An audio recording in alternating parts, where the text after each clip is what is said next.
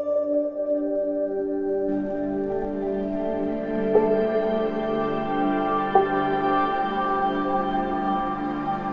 वालेकुम लबैक या रसूलुल्लाह सल्लल्लाहु अलैहि वसल्लम। Welcome to the platform of Khadim Hussain Rizvi medical service. आज का हमारा टॉपिक है ECG interpretation, video provided by physiology department of KHRMS।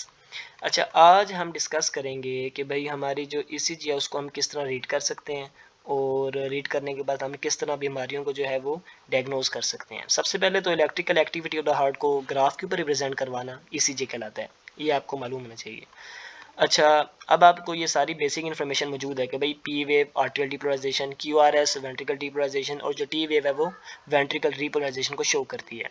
अगर मैं इस ECG पेपर के अंदर से बिल्कुल ये छोटा सा जो मैं अगर सेल उठाऊं तो यहाँ पर इसको वाई डायरेक्शन में इसका एम्पलीट्यूड शो करूँगा और इसका एक्स डायरेक्शन में इसकी सेकंड, यानी कि जो छोटा सा सेल है या जो बड़ा सेल है वो वाई डायरेक्शन में एम्पलीट्यूड शो कर रहा होता है और एक्स डायरेक्शन में सेकंड शो कर रहा है। और सबसे छोटे सेल का एम्पलीट्यूड इतना होता है 0.1 मिली वोल्ट और सेकंड्स जो उसके होते हैं वो 0.04 सेकंड्स का एक छोटा सा सेल होता है ECG पे। अब ये मैंने इसी तरह हर सेगमेंट का बता दिया कि भाई इसका इतना जो है वो टाइम होता है, नॉर्मल टाइम ECG पेपर के ऊपर। ये बेसिक्स की बिल्कुल बेसिक्स था।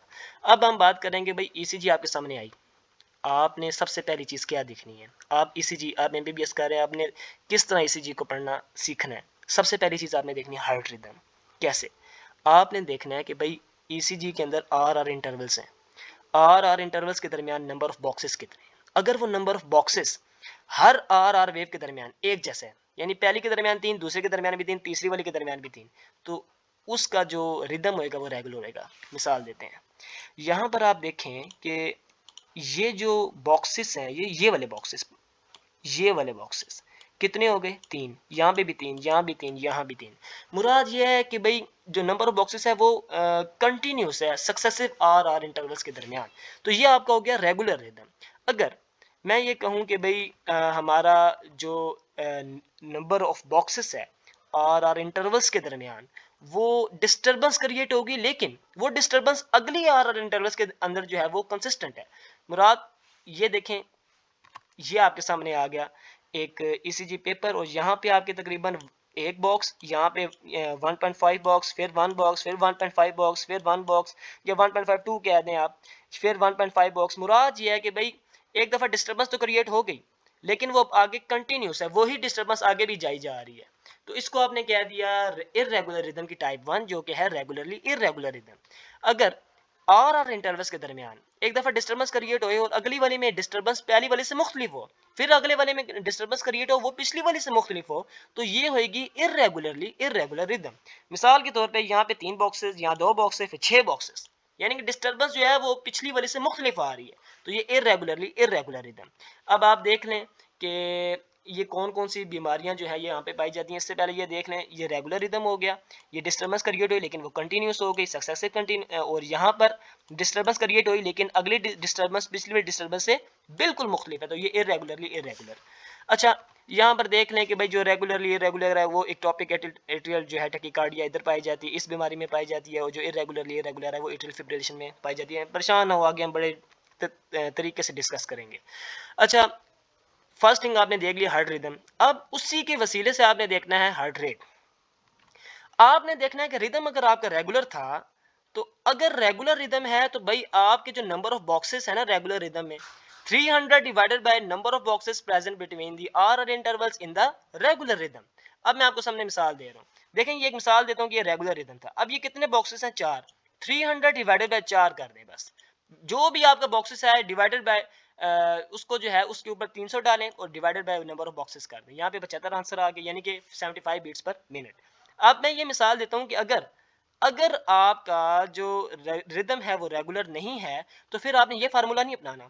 फिर आपने देखना है कि उस स्क्रिप्ट के अंदर कितने RR वेव्स हैं, उन RR वेव्स को आपने मल्टीप्लाई बाय 10 कर देना है। अब ये पहले देखें, ये जो है ना यहाँ पर रेगुलर रिदम है, ये 3 बॉक्सेस 3 बॉक्सेस 3 बॉक्सेस 3 बॉक्सेस, इसमें हमने ये वाला फार्मूला लगाएंगे। लेकिन अगर यहाँ पर होता इस तरह के, यहाँ 3 होते, यहाँ पर 4 होता, फिर 3 होता, फिर 4 होता, या मुराद यह है कि भाई रेगुलरली इरेगुलर होता या इरेगुलरली इरेगुलर होता, तो उसमें हम क्या करते, सिंपली ये आर वेव्स गिनते, 1 2 3 4 5 6 7 8, और इन 8 ज़रबे 10 यानी कि 80 बीट्स पर मिनट आपका हार्ट रेट हो जाता। First thing was the rhythm, second thing was the rate. अच्छा आगे आते हैं कि भाई आगे हमने क्या देखना है। जाहिर सी बात है 100 से अबव होगा टैकीकार्डिया और 60 से बिलो होगा तो ब्रैडीकार्डिया। आगे डिस्कस करते हैं पी वेव। जाहिर बात है रिदम रेट, उसके बाद पी वेव सबसे पहले आपको नजर आती है जो कि एट्रियल डिपोलराइजेशन को शो करती है। अब इसमें हमने क्या देखना है, पी मेटेरियल एंड पी पल्मोनल, बहुत इंटरेस्टेड टॉपिक है। यहाँ पे तो आप सिंपली देख लेना पी पल्मोनल पी मेटेरियल क्या होता है। पी पल्मोनल में क्या होता है कि ये जो पी वेव है ये टॉप पे चली जाती है, पीक्ड हो जाती है। और यहाँ पर आप देख लें कि भाई लीड 2 के अंदर ये जो पी वेव थी वो उसकी जो एम्पलीट्यूड है वो इंक्रीज हो रहा है, और इसी तरीके से V1 के अंदर भी उसका जो एम्पलीट्यूड है वो इंक्रीज हो रहा है। ये V1 लीड 2 मैं पिछले वाली वीडियो में डिस्क्राइब कर चुका हूँ कि ये हमारी लीड्स होती हैं। अच्छा, और पी पल्मोनल बेसिक जो शो करती है वो क्या चीज़ शो करती है भाई, राइट एट्रियल इन्लार्जमेंट की वजह से पी पल्मोनल होती है। पी मेटेरियल में देखें ये बाईफेजिक नजर आ रही है पी वेव, यानी कि यहाँ पे बाईफेजिक हो गई। अभी हम अगले सेक्शन में डिस्कस करेंगे ये क्यों हुआ। अच्छा देख लें यहाँ पर लीड 2 के अंदर क्या हुआ, यहाँ पर बाईफेजिसिटी नजर आने लग गई, और यहाँ पर V1 के अंदर ये जो है मजीद इसका जो डिफ्लेक्शन है वो नेगेटिव हो गई। आए जरा अब इसको और ये किसका काज होता है, ये लेफ्ट एट्रियल इंलार्जमेंट का। पी मेटेरियल और पी पल्मोनल दोनों की दोनों पी वेव एबनॉर्मेलिटीज हैं। अब आगे डिस्कस करते हैं कि ये जो हम किस तरह डिटेक्ट कर सकते हैं कि भाई हमें पता चल जाए कि भाई पी पल्मोनल में लीड 2 के अंदर इस तरह क्यों हुआ और V1 के अंदर इस तरह क्यों हुआ। आए जरा डिटेक्ट करते हैं। देखें आपका ये हार्ट है, ये आपके एट्रिया आ गए। पहला वाला जो मैंने एट्रिया बताया ये राइट हो गया, ये वाला लेफ्ट हो गया। अच्छा आपको पता है ना जो हमारी आर्टरिया कॉन्ट्रैक्ट करते हैं वो इस डायरेक्शन में कॉन्ट्रैक्ट करते हैं, और इसी को हम क्या नाम देते हैं, पी वेव का। अच्छा आगे चल देखते हैं कि भाई ये लीड 2 आ गई। अच्छा अब इतना आपको पता होना चाहिए कि नॉर्मल वेव जो है वो लीड 2 के अंदर कैसी आती है और लीड V1 के अंदर कैसी आती है। परेशान ना हो, ये अभी आगे हम बड़ी आसानी से जो है वो देख लेंगे। यानी कि लीड 1 और लीड 2 दोनों के अंदर ही जो पी वेव है वो अबव द बेस लाइन है। अब देखते हैं, ये देखें लीड 2 नेगेटिव इस साइड पर है, लीड 2 पॉजिटिव इस साइड पर है, और लीड 1 V1 पॉजिटिव इस साइड पर है। अब देखें ये जो आपका पी वेव है ये कहाँ की तरफ जा रहा है। अगर इसका मैं वेक्टर भी बनाऊं तो एक वेक्टर इसका लीड 2 की तरफ जा रहा है और एक वेक्टर जो है इसका V1 की तरफ जा रहा है। तब ही, और ये है कौन सी वेव, पॉजिटिव वेव। मैंने क्या बताया था, positive going to the positive, तो ये अबव दी बेस लाइन, दोनों में अबव आ गई। अच्छा अब देखते हैं कि भाई पी पल्मोनल में क्या होता है और पी माइट्रियल में क्या होता है। उसके लिए सबसे पहले हम ये ड्रा कर लेते हैं दोनों के लिए। अच्छा सबसे पहले आप ये देखें कि पी माइट्रियल में क्या होता है, पी माइट्रियल और पी पल्मोनल। देखें मैंने अभी पीछे वाली वीडियो में आपको बताया था कि देखें ये हमारा जो है ना क्या मौजूद है, राइट एट्रिया। यहाँ पर क्या हुआ कि भाई ये वाला जो हिस्सा है अगर हमारा काम करना छोड़ दे, राइट एट्रियल इनलार्जमेंट हो जाए, तो ये जो पी वेव थी जो कि इस डायरेक्शन में जा रही थी, अब उसने इसको ज्यादा कॉन्ट्रैक्ट करवाना है तो लिहाजा उसकी डायरेक्शन मुड़ गई। अब इसकी डायरेक्शन मुड़ती गई तो आप देखें ये जो दूसरा मैंने वेक्टर ड्रा किया ये लीड 2 की तरफ भी जा रहा है, और लीड इसका जारी बात है जब मैं दूसरा वेक्टर ड्रा करूंगा वो लीड V1 की तरफ भी जा रहा है। अब देखते हैं कि भाई पहले उसकी डायरेक्शन जो थी वो दूसरी तरफ थी, लेकिन अब उसकी डायरेक्शन जो है वो लीड 2 की तरफ ज्यादा हो गई है। अच्छा अब यहाँ पर आ गई हमारी बाईफेजिसिटी। अब मुराद ये है कि भाई पहले तो दोनों एट्रिया जो है वो एक साथ ही कंट्रैक्ट कर रहे थे, लेकिन अब एक को दबा कर करना पड़ा है, तो बाईफेजिसिटी इस वजह से आई कि भाई पहला है तो दोनों एक साथ ही तरीके से कंट्रैक्ट कर रहे थे, लेकिन अब एक एट्रिया को मजीद जोर लगाकर कंट्रैक्ट करवाना पड़ा है, बाईफेजिसिटी हमारी यहाँ पर आ गई। Just try to clear your concept.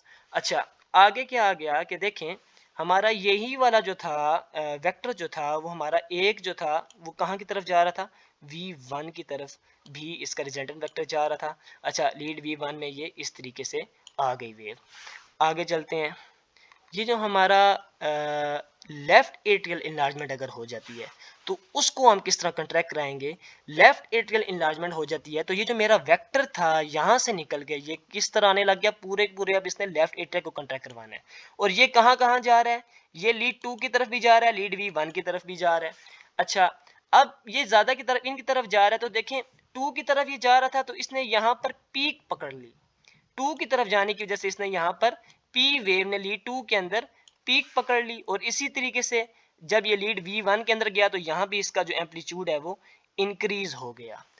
उम्मीद है कि इस चीज़ को आपने अंडरस्टैंड किया होगा कि भाई देखें पहले जो था ना, अगर मैं पी मटेरियल की बात करूं तो यहाँ पे हमारा जो वेक्टर था वो ये वाला था, इसकी जो डायरेक्शन थी वो ज़्यादा से ज़्यादा जो है ना उसका एक रिजल्टेंट वेक्टर v1 की तरफ ज़्यादा जा रहा था। लेकिन जब उसने राइट एट्रियल इंलार्जमेंट होगी तो उसने अपनी डायरेक्शन चेंज की, तो कुछ ना कुछ उसका वेक्टर जो है वो v1 से अवे गया, तब ही तो इसकी नेगेटिविटी जो है यहाँ पर महसूस हुई। ठीक हो गया, ये था कंसेप्ट पी मटेरियल और पी पल्मोनेल का। आगे चलते हैं। पहली चीज आपने देख ली रिदम रेट पी वेव की एबनॉर्मेलिटी।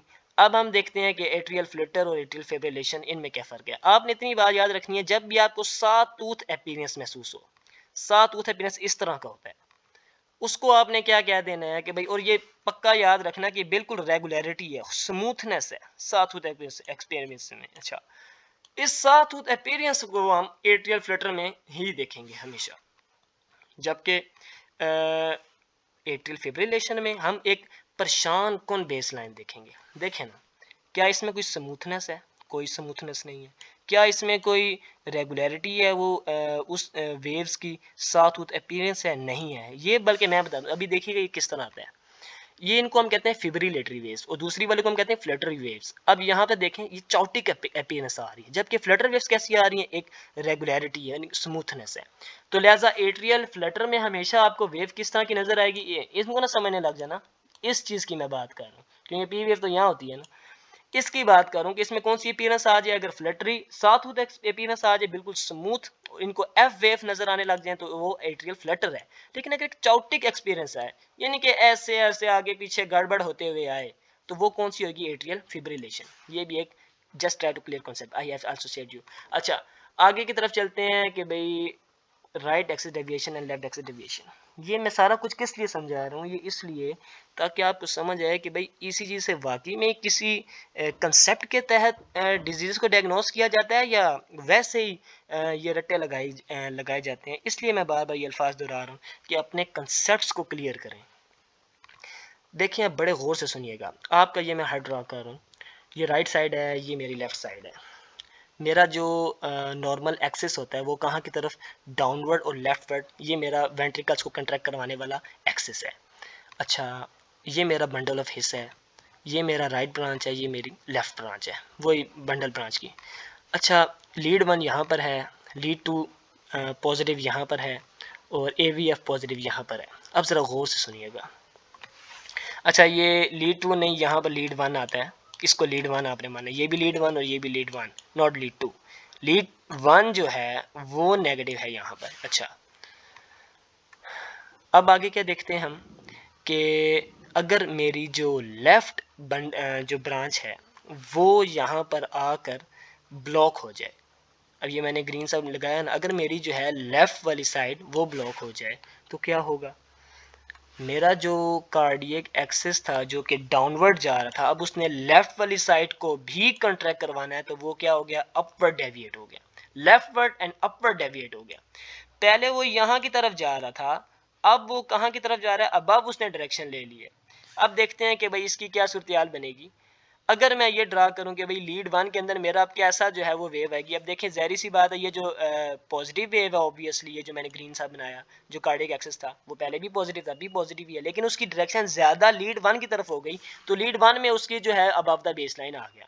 AVF से उसने आउटसाइड, यानी कि अब वो वहां से निकल गया, AVF से उसने डायरेक्शन इन्वर्ट कर लिया, तो यहाँ पर किस तरह का वो आ गया? डाउनवर्ड। समझ में आई? ये बात याद रखें। अगला, अगर मेरा जो राइट साइड की जो बंडल ब्रांच है ये ब्लॉक हो जाती है, तो अब मेरा एक्सेस कहाँ की तरफ जाएगा? अब मेरा एक्सेस जो है वो मुकम्मल तौर पे राइट साइड की तरफ आ गया। राइट साइड की तरफ आने से अब देखें उसने लीड 1 से अब मुंह मोड़ लिया है। अब किस तरह का आएगा? जरी सी बात है, ये पॉजिटिव है और ये पॉजिटिव से अवे जा रहा है, नेगेटिव की तरफ जा रहा है। पॉजिटिव से अवे जा रहा है, नेगेटिव की तरफ जा रहा है, तो यहां पर इसकी इन्वर्ट, अब ये बेस लाइन से नीचे आ गया। ये वही कार्डियक एक्सिस है ना, ये काला वाला, लेकिन अब इसने ये वाला ब्लॉक हो गया हमारा, तो अब इसने जरिए बात है राइट साइड को भी कंट्रैक्ट करवाना, तो ये राइट साइड पे डेविएट हो गया। लीड 1 पॉजिटिव से इसने मुंह मोड़ के नेगेटिव की तरफ इसने मुंह कर लिया। अच्छा, अब AVF की अगर बात करूं तो वो किस तरह का आएगा? आगे चलते हैं। अब ये देखिए कि अगर यहाँ पर AVF वाली साइड पे देखें ये वाला जो था इसका रिजल्टेंट वेक्टर कोई ना कोई AVF की तरफ तो जा रहा है ना, तो लिहाजा ये यहाँ पर भी ऊपर की तरफ आ गया। अब राइट साइड में जो हमारा राइट एक्सिस डेविएशन है उसकी क्या क्या वजूहत होती हैं कि भाई जो लेफ्ट पोस्टीरियर फेसिकुलर ब्लॉक है वो हो जाता होता है lateral myocardial infarction, lateral ventricle hypertrophy. यानी कि आपको जब भी इस तरह की डायग्नोसिस मिले ना कि भाई लीड 1 में आर वेव डाउनवर्ड और AVF में आर वेव अबव, तो ये आपका राइट एक्सिस डेविएशन हो गया। और अगर लीड 1 में आर वेव अबव और AVF में डाउनवर्ड, तो ये आपका लेफ्ट एक्सिस डेविएशन हो गया। और लेफ्ट एक्सिस की भी देख लें, जाहिर सी बात है राइट वाला राइट वेंट्रिकल हाइपरट्रॉफी तो लेफ्ट वाला लेफ्ट वेंट्रिकल। मुराद ये है कि वेंट्रिकल्स जो है वो फूलने लग गए, अब उसमें जो है वो कार्डियक सेल्स में स्ट्रेंथ नहीं रही कि वो कंट्रैक्ट करके इस तरीके से हार्ट में से ब्लड को पंप कर सकें। ये है कंसेप्ट एक्सिस डेविएशन के पीछे कि भाई किस तरीके से एक्सिस डेविएट होता है और किस तरह लीड 1 में ऊपर नीचे हो जाती है या AVF में ऊपर नीचे आर वेव हो जाती है। दिस वाज द कंसेप्ट कि पी वेव जो हमारी सॉरी आर वेव है वो डेविएट हो जाए, जो आर का जो हमारा एक्सिस है, जो कार्डियक एक्सिस है वो डेविएट हो रहा होता है लेफ्ट एक्सिस डेविएशन में left word, right axis deviation में राइट वर्ड, जिसकी वजह से ये जो हमारी लीड्स हैं ये मुतासिर होती हैं। आगे जब हम वीडियो में डिस्कस कर रहे होंगे क्लिनिकल केसेस, तो वहां पे हमने इसी कंसेप्ट को लेकर चलना है। आगे की तरफ चलते हैं। अच्छा, अब हमारा हार्ट ब्लॉक्स आ गया। ये एक बहुत इंटरेस्टिंग टॉपिक है, इसके बारे में हम पढ़ेंगे। PR इंटरवल ना आपको पता है ना कि भाई ये नॉर्मल जो है कितना होता है 0.2 सेकंड। जाहिर बात है प्रोलॉन्ग कब होगा जब 0.2 सेकंड से अबव होगा। अब बड़े तरीके से समझिएगा, मैं आपके सामने सबसे पहले कुछ ब्लॉक्स को, जाहिर बात है उसकी टाइप्स हैं काफ़ी, तो सबसे पहले हम डिस्कस करते हैं बड़े अंदाज से तरीके से।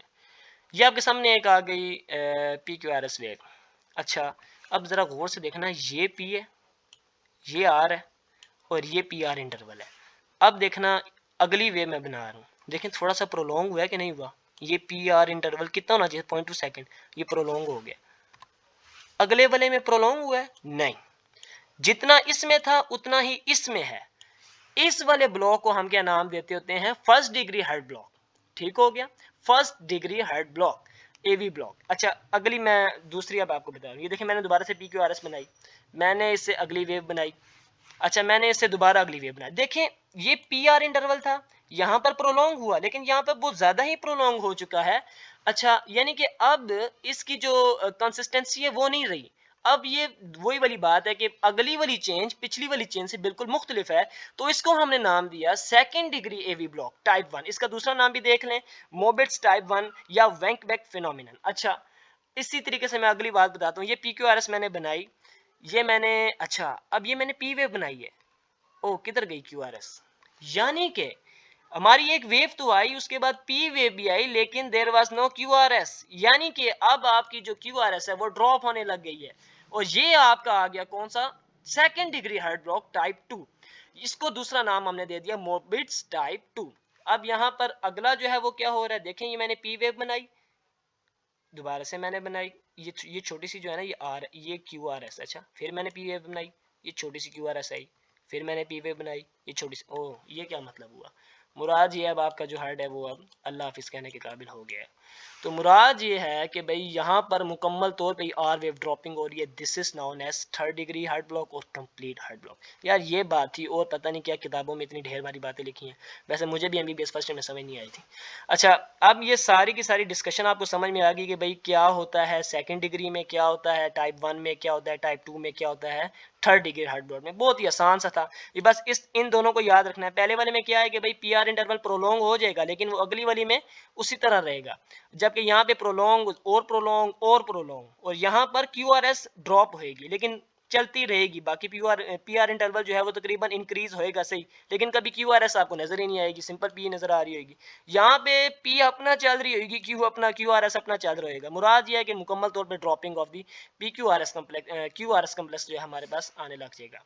अच्छा, आगे चलते हैं। अब अगला क्या टॉपिक है हमारा, शॉर्ट टर्न PR। पहले तो मैंने अभी बात की ना, अगर प्रोलॉन्ग हो जाए, अगर शॉर्ट हो जाए यानी 0.2 सेकंड से कम हो जाए, तो फिर वो क्या होएगा। अब आपने दो बातें याद रखनी है। एक बात, ये P है, ये R है, ठीक है। अगर PR इंटरवल जो है आपका शॉर्ट हो जाए, एक बात, और दूसरी आपको जो नजर आने लग जाए डेल्टा वेव। अगर आपका PR इंटरवल शॉर्ट हो जाए साथ में डेल्टा वेव नजर आने लग जाए, this is known as Wolff Parkinson White syndrome. इसको आपने याद रखना है किस तरह के भाई पी आर इंटरवल आपका शॉर्ट हो जाएगा और जो डेल्टा वेव है वो आपको नजर, हमेशा ये ना कहना कि भाई डेल्टा वेव नजर आ गई तो WPW है, बल्कि मुकम्मल तौर पे उसको आपने समझना है कि भाई उसकी पूरी हिस्ट्री लेनी है कि भाई शॉर्टन पी आर इंटरवल होना चाहिए।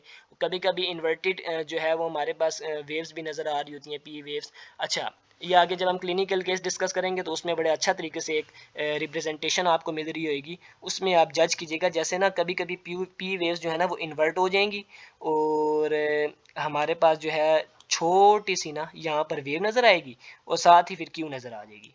अब ये पी वेव है, ये क्यू वेव है, पी वेव इन्वर्ट हो चुकी है, लेकिन ये डेल्टा वेव है। अब यहाँ से हमें पता चल रहा है भाई पी आर इंटरवल भी शॉर्ट हो रहा है और डेल्टा वेव भी नजर आ रही है, तो this is known as Wolff Parkinson White syndrome. अच्छा, आगे डिस्कस करते हैं। अच्छा, ये डिस्कशन भी हुई है कि देखें ये साइनोएट्रियल नोड होता है और ये हमारा एवी नोड होता है। वैसे तो ऐसे नोड ही दे रहा होता है ना एवी नोड को इलेक्ट्रिकल इंपल्स। कभी कभी क्या होता है कि हमारे पास एक्सेसरी पाथवेज आ जाते हैं और वो एवी को कह रहे होते हैं कि नहीं वो ना तुझे धड़काए, हम धड़काते हैं।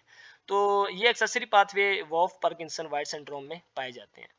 अच्छा, QRS कम्प्लेक्स, इसके बारे में सिंपल सी बात करेंगे। कभी कभी ब्रॉड हो जाता है QRS कम्प्लेक्स। अच्छा, कभी कभी वो क्या हो जाता है, नैरो हो जाता है। कभी कभी वो शॉर्ट हो जाता है और कभी कभी वो टॉल हो जाता है। ये जो है हमारे पास चार जो है इसकी एबनॉर्मेलिटीज पाई जाती हैं। अब आप देखें कि ब्रॉड हो जाए तो slower muscle to muscle spread of depolarisation, narrow हो जाए तो एरिथमा, और इसी तरीके से छोटी नज़र आने लग जाए। और छोटी से मुराद भी इतनी है कि 5 मिलीमीटर से कम लिम्ब लीड्स में और 10 मिलीमीटर से ज़्यादा से कम चेस्ट लीड्स में, और इसी का जो उल्टा हो जाएगा वो फिर किस में हो जाएगा, लार्ज क्यूआरएस में। अच्छा, लार्ज क्यूआरएस का क्या होएगा, वेंट्रिकल हाइपरट्रोफी। आगे डिस्कस करते हैं कि क्यू वेव, इसके बारे में भी अब नॉर्मलिटी पाई जाती है कि कभी कभी सवाल देता है डिफाइंड पैथोलॉजिकल क्यू वेव, क्या होती है पैथोलॉजिकल क्यू वेव। देखें, अब पैथोलॉजिकल क्यू वेव यानी कि आर वेव जो उसके बिल्कुल साथ है, जो आर वेव उसके बिल्कुल साथ है, अगर उसकी जो स्ट्रेंथ है यानी कि उसकी जो इंक्रीजनेस है वो 25% से बढ़ जाए किसका, ऑफ आर वेव, तो उसको हम क्या कहेंगे, पैथोलॉजिकल क्यू वेव। वो साथ में उसकी हाइट जो है वो इससे बढ़ जाए और विड्थ जो है वो इससे बढ़ जाए। अच्छा, इसी तरीके से R and S wave, poor progression. अब इसको भी समझिएगा कि भाई असल में हो क्या रहा होता है, जरा गौर से देखिएगा। ये V1 है और ये V6 है। असल में हो ये रहा होता है कि V1 में ना हमारे पास आर वेव छोटी होती है, एस वेव बड़ी होती है, जबकि V6 में हमारे पास आर जो है ना वो बड़ी हो जाती है और एस छोटी हो जाती है। लेकिन देखें यहाँ पे तो दोनों एक जैसे हैं तकरीबन, तो मतलब there is poor progression from what to what, R smaller than S must go to R greater than S. लेकिन ऐसा नहीं हुआ, ये नॉर्मल फिनोमिना है कि भाई V1 में आर वेव छोटी होती है, V6 में जाके बड़ी हो जाती है। क्या यहाँ पर हुई? नहीं हुई। तो ये क्या है कि R and S wave poor progression. ये इसकी बात हो या पैथोलॉजिकल क्यू वेव की बात हो, both of these are signs of previous myocardial infection, यानी इसमें कोई ना कोई अटैक जड़ा है पहले होया पिया। आगे की तरफ चलते हैं। ST segment, most important concept, इसको जरा गौर से सुनिएगा। वैसे जो है ये वाला जो आपके पास आ गया ना सेगमेंट, ये तो आर आ गया ना, ये एस आ गया और ये टी आ गया, और ये सेगमेंट क्या हो गया, एसटी सेगमेंट। अच्छा अच्छा, कभी कभी जो एसटी सेगमेंट है उसकी एलिवेशन की वजह से माइक्रोडियल इन्फेक्शन होता है, कभी कभी उसकी नॉन एलिवेशन, कभी जरूरी नहीं है कि एसटी एलिवेट ही होएगा तो माइक्रोडियल इन्फेक्शन होएगा। अब देखें ये एसटी एलिवेट हो गया, इसको मैंने क्या नाम दे दिया, स्टेमी, यानी कि एसटी सेगमेंट एलिवेटेड माइक्रोडियल इन्फार्क्शन। जबकि नॉन स्टेमी क्या मतलब क्या हो गया कि भाई एसटी एलिवेशन नहीं होगी। नॉन स्टेमिंग मतलब नॉन एसटी एलिवेशन माइक्रोडियल इन्फेक्शन, जिसमें एसटी एलिवेशन की वजह से माइक्रोडियल इन्फेक्शन नहीं हो रहा, बल्कि या तो एसटी की डिप्रेशन की वजह से हो रहा है या अनस्टेबल एंजाइना, जो आगे हम डिस्कस करेंगे। अच्छा, आगे की तरफ चलते हैं कि भाई एसटी एलिवेशन में क्या होता है कि भाई जाहिर सी बात है, अब मैं एक छोटी सी बात बताऊंगा, मैं अनस्टेबल एंजाइना को पहले डिस्कस कर लूँ। अच्छा, मेरी बात सुनिएगा। आपके पास कोई भी आर्टरी है ना, उसमें बिल्कुल माइनर सी ओक्लूजन हुई है, तो वो असल में अनस्टेबल एंजाइना होता है। अगर थोड़ी ज़्यादा सी हो गई है तो वो असल में आपका एसटी डिप्रेशन की वजह से, और मुकम्मल हो गई है ना, तो वो आपका स्टेमी होता है। इतनी सी बात याद, यानी कि वो काज बन जाता है स्टेमी का, एसटी एलिवेटेड माइक्रोडियल इन्फेक्शन। अब देखिए ना, ये एसटी डिप्रेशन जो है वो आपको किन किन साइंस को बता रही हो कि भाई एक बंदे की एसटी सेगमेंट डिप्रेस हो गई है तो इसका मतलब ये है कि उसको हाइपोकैलेमिया, कैल्शियम का लेवल डिक्रीज कर गया और उसने डिजिटैलिस जैसी मेडिसिन ली हुई है, या उसको जो है हार्ट का मसला जो ऑक्सीजन नहीं मिल पा रहा। अच्छा, इसी तरीके से जो अनस्टेबल एंजीना उसमें क्या है, उसमें भी यही होता है कि भाई हार्ट जो है वो नहीं ले पा रहा। अभी इसको क्लियर कंसेप्ट लीजिएगा, इस सारे सिस्टम को, स्टेमी नॉन स्टेमी, इन सारे सिस्टम को हम क्या कहते हैं, एक्यूट कोरोनरी सिंड्रोम।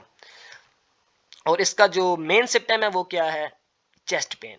अब अगली स्लाइड में जो हम डिस्कस करने वाले हैं उसको समझें। ये तो मैंने वो सिंपल सी बता दी, ये देखें ना, माइनर ओक्लूजन हुई तो वो क्या बना भाई, अनस्टेबल एंजाइना। सेवियर ओक्लूजन हुई वो क्या हुआ भाई, एसटी डिप्रेशन वाली, ठीक हो गया। और यहाँ पर एसटी एलिवेशन मतलब कंप्लीट ओक्लूजन हो गई और एसटी एलिवेटेड भी हो गई। ये देखें यहाँ पर एसटी डिप्रेस हो रही है जिसमें इतनी ज़्यादा ओक्लूजन नहीं है जितनी स्टेमी एसटी एलिवेशन वाली में है। और एक और बात यह है कि अनस्टेबल एंजाइना में अमूमन जो है ये हमारी जो टी वेव है वो इन्वर्टेड हो जाती हैं। अब हम एक केस डिस्कस करने वाले हैं, समझे। एक पेशेंट आता है आपके पास, वो कहता है मेरे चेस्ट में पेन हो रही है। तो वो आप क्या करते हैं कि उसकी एक तो ईसीजी कर लेते हैं, साथ में कार्डियक एंजाइम का टेस्ट कर लेते हैं। अब डॉक्टर साहब को दिखाते हैं, डॉक्टर साहब कहते हैं कि भाई मैंने इसकी ईसीजी पढ़ी है। अब ईसीजी पढ़ने के बाद क्या होता है कि भाई अगर तो उसकी एसटी एलिवेशन है या उसकी एसटी एलिवेशन नहीं है, दो ही बातें हो सकती हैं, या एसटी एलिवेशन है या एसटी एलिवेशन नहीं है। अच्छा, अगर तो उसकी एसटी एलिवेशन नहीं है तो या तो उसकी एसटी डिप्रेशन होएगी या फिर उसका क्या होएगा, अनस्टेबल एंजाइना। अब देखें ये बात, इस बात को समझने की कोशिश करें कि भाई अगर एसटी एलिवेशन नहीं है तो एसटी डिप्रेशन होएगा या अनस्टेबल एंजाइना होएगा। लेकिन जो कार्डियक एंजाइम का टेस्ट किया, एसटी डिप्रेशन हो या एसटी एलिवेशन हो, दोनों के अंदर ट्रोपोनिन लेवल जो है वो इंक्रीज कर जाते हैं। लेकिन अनस्टेबल एंजाइना के अंदर ट्रोपोनिन लेवल भी इंक्रीज नहीं करता। अब एक बंदा आपके पास आया, आपने उसकी ईसीजी भी किया, आपने उसका कार्डियक एंजाइम टेस्ट भी किया, आप उसकी ईसीजी पढ़ते हैं ना, आपको उसकी एसटी एलिवेशन नजर आ रही है, ना आपको उसकी एसटी डिप्रेशन नजर आ रही है, और ना ही आपको उसके ट्रोपोनिन का लेवल रेज नजर आ रहा है। अब आप उसको क्या कहेंगे भाई, ठीक है ये भी पता चल गया कि उसको अनस्टेबल एंजाइना है, लेकिन क्या उसको आप एस्पिरिन दे के घर भेज देंगे? इस बात को जरा समझे ना, ये तो काफी विकास हो चुका है, उसको अभी भी छाती में तो दर्द हो रहा है। अब इस बात को समझें कि भाई एसटी एलिवेशन अगर हो रही हो ना तो उसका हमारे पास ये ट्रीटमेंट होता है, प्राइमरी परक्यूटेंस कोरोनरी इंटरवेंशन, यानी कि एंजियोग्राफी करते हैं, उसके बाद जो ओक्लूजन हो उसको हम निकाल देते हैं। और नॉन एसटी एलिवेशन में जो एसटी डिप्रेशन का हमारा ट्रीटमेंट है वो ब्लड थिनर्स या स्टेटन्स जैसी दवाइयाँ हमने देनी है। लेकिन भाई एक और मसला भी है ना, अगर बेचारा आ गया अनस्टेबल एंजाइना के साथ तो आप उसकी इको कर लो ना। ज़रूरी तो नहीं है कि आपने उसको ये लिखा हुआ है, पत्थर पर लकीर है कि भाई अनस्टेबल एंजाइना होएगा तो उसके लिए आपने यही देना है। उसकी आप इकोकार्डियोग्राफी कर लें ताकि आपको पता चल जाए, क्या पता उसका भी लेवल, ट्रोपोनिन्स का लेवल रेज होने का टाइम ही ना होया हो, या रेज हो भी गया हो लेकिन उसके बावजूद वो नेक्रोसिस इतनी हो गई हो कि हार्ट का मसल ही डैमेज होने लग जाए। इस बात को भी समझें, क्योंकि ये केसेस हो चुके हैं कि काफ़ी डॉक्टर्स इसी तरह करते हैं कि भाई उस बेचारे को अनस्टेबल एंजाइना होता है लेकिन उसकी फिर आगे यही जो छोटा सा अनस्टेबल एंजाइना है वो आगे उसकी काज ऑफ डेथ बन जाता है, वो माइनर एक्लूजन को भी बर्दाश्त नहीं कर पाता। तो इको लाजमी किया करें जब भी आपके पास इस तरह के पेशेंट्स आएँ। कार्डियक एंजाइम टेस्ट और ईसीजी पे ही ना ही आप उनको रखें बल्कि साथ में इको भी कर दिया करें। आगे की तरफ चलते हैं, टी वेव। टी वेव के बारे में भी वो इसी तरीके से चार बातें हैं। अब ये देखें, ये लिखा हुआ है कि T waves are considered tall if they are greater than this and greater than this, यानी कि अगर इतनी इतनी होंगी तो उनको टॉल नहीं कहेंगे, यही इनका नॉर्मल जो है वो वैल्यू हो गई। या तो टी वेव हमारे पास टॉल हो सकती है, या टी वेव हमारे पास इन्वर्टेड हो सकती है, या टी वेव हमारे पास बाईफेजिक हो सकती है, या टी वेव हमारे पास फ्लैट एंड हो सकती है। अब इनके अपने अपने जो है आगे से काजेस हैं कि भाई टॉल टी वेव हाइपरकैलीमिया में आ गई, इन्वर्टेड जो है इस्कीमिया में या लेफ्ट वेंट्रिकल हाइपरट्रॉफी वगैरह में, बाईफेजिक जो है हमारे पास इस्कीमिया हाइपरकैलीमिया में, और फ्लैटन वाली भी इस्कीमिया और इलेक्ट्रोलाइट इम्बैलेंस में। ये सिंपल सी बात है, आपको इसमें याद रखने की क्या ज़रूरत है, सिंपल सी ये बातें ये सिर्फ पढ़ लीजिएगा। आगे जब क्लिनिकल केस डिस्कस करेंगे वहाँ ब्रीफली इसको डिस्क्राइब करेंगे कि भाई किस तरह टी वेव जब इन्वर्ट हो गई तो वो लेफ्ट वेंट्रिकल हाइपरट्रॉफी का बायस किस तरह बनी। अच्छा, आगे की जानिब चलते हैं, right bundle branch block, left bundle branch block. अब इसमें भी हमने बहुत एक अच्छा सा कंसेप्ट समझना है, सिर्फ रट्टा ही नहीं लगाना। ज़रा देखिएगा, आज आपको बताते हैं किस तरह क्या होता है। ये आपका हार्ट मैंने बनाया और ये देखें ये कार्डियक एक्सिस है, ये लेफ्टवर्ड और डाउनवर्ड जो है हमारे जा रहा है। अब यहाँ पर हमारे पास दो किस्म के ब्रांचेस हो रही होती हैं, राइट ब्रांच और लेफ्ट ब्रांच। अच्छा, अब देखें क्या हो रहा है यहाँ पर कि सबसे पहली बात तो हम ये करते हैं कि भाई ये वाला जो हमारा था ना, ये जो राइट वाली हमारे पास जो था वो हमारा ब्लॉक हो गया। जो हमारा राइट वाला ब्रांच थी बंडल की वो ब्लॉक हो गई है। तो अब देखें जो काला वाला कार्डियक एक्सिस था वो कहाँ की तरफ डेविएट हो गया। अच्छा, अब यहाँ पे पहले मैं लीड्स को बना लूँ क्योंकि ये V1 और V6 ही लीड्स हैं जिनके ज़रिए आपको पता चल पाएगा राइट बंडल ब्रांच ब्लॉक और लेफ्ट बंडल ब्रांच ब्लॉक का। अब मेरी बात सुने, ये जो हमारे पास ब्रांच आ रही थी बंडल ऑफ हिस से राइट वाली, ये ब्लॉक हो गई। ये जो काला वाला कार्डियक एक्सिस था जो कि नॉर्मल था, इसने कहाँ की तरफ डेविएट कर दिया, राइट साइड की तरफ डेविएट किया। इस येलो वाले को अभी आपने कंसिडर नहीं करना, राइट साइड की तरफ डेविएट कर दिया। और ये कौन सा है, ये पॉजिटिव चार्ज यानी डीपोलराइजिंग वेव है जो कि वेंट्रिकल्स को कंट्रैक्ट करवा रही है। अब बताएं, इसने अपना मुंह V6 से मोड़ लिया है, कहां की तरफ ले लिया है, V1 की तरफ। तो ऑब्वियसली जो ये R वेव है V1 में अबव द बेस लाइन आएगी और V6 में डाउन द बेस लाइन आएगी। देखें, सिंपल। अच्छा, अगर मैं बात करूं कि भाई ये मैंने लेफ्ट वाला जो है ब्लॉक कर दिया है, अब जो मेरा कार्डियक एक्सिस ये ब्लैक वाला था अब ये येलो वाला बन गया, यानी कि इसकी थोड़ी सी जो है वो डेविएशन हो गई लेफ्ट साइड पे। अब देखें, उसने अपना मुंह जो है पहले ही V1 से मोड़ा हुआ था, V6 की तरफ किया हुआ था, यानी V6 में अबव वो V1 में डाउनवर्ड यहाँ आ गया। देखें किस तरह, इस तरह आ गया, ठीक हो गया। अच्छा, आगे की तरफ चलते हैं। अब आपको पता है ना, जो एट्रिया कंट्रैक्ट कर रहे होते हैं वो इस डायरेक्शन में, ये जो मैंने अभी बनाया इस डायरेक्शन में कंट्रैक्ट कर रहे होते हैं। अच्छा, अब मुझे बताएं, ये जो एट्रिया कंट्रैक्ट कर रहे हैं, ये जो यूं जा रहा है वेक्टर, ये किसकी तरफ जा रहा है, ये V6 की।